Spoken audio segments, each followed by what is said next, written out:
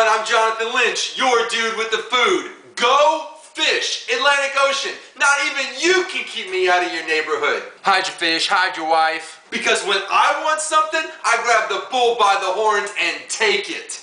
Actually, I would grab the fish by the fins. Salmon and asparagus on the menu today. And if you don't like fish, shame on you. Salmon, lemons, parsley and rosemary, butter, asparagus. I only have 3 criteria for salmon.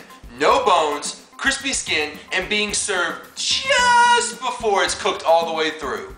How do we accomplish these things? Well, I'm glad that you asked. First, we want to check for any pin bones that might still be in our salmon. You do this by running your finger along the salmon and checking for pin bones. Check. Next, we want to season our salmon on both sides because we're going to eat both sides, so naturally, it makes sense to do so. Check. Then, in a preheated saute pan, preferably non-stick, we want to add a little bit of oil. For the crispiest skinned salmon that you have ever had, I want you to sear the flesh side first so the skin can really crisp when we toss it into the oven.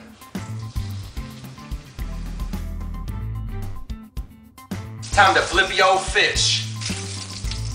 You see this color we got right here? Bomb diggity.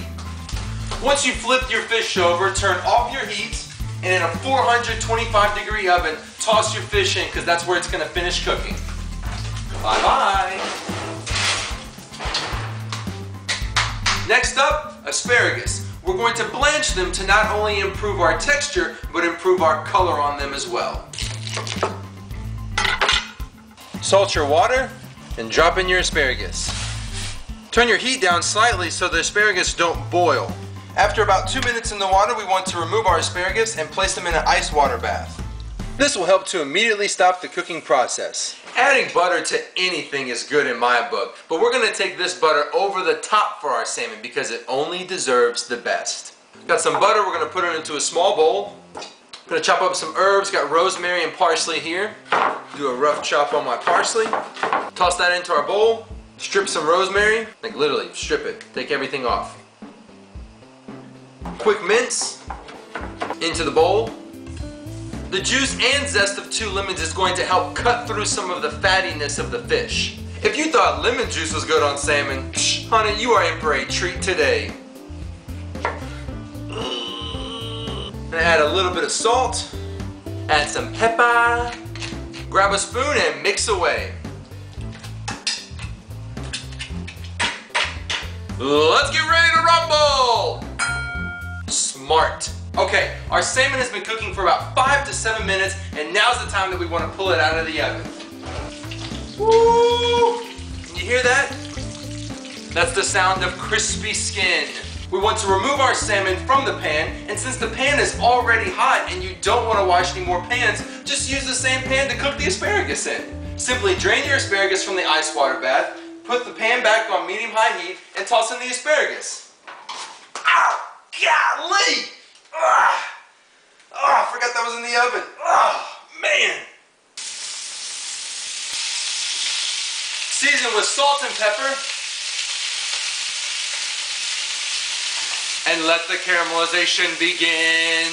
Guys, remember, this pan is extremely hot. It just came out of a freaking 425-degree oven. Use a towel and protect your hand.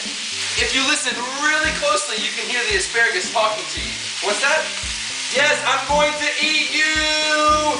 If you want these asparagus to really caramelize, you've got to leave them alone. Don't be shaking the pan and giving a little jiggle wiggle. Leave it alone. Now, 2 to 3 minutes into this cooking process, you can give them a little shake to make sure that they caramelize on all sides. Turn your fire off, and there you have it. Beautifully crispy, caramelized asparagus. Now it's time to check out Piggy's Plug of the Week.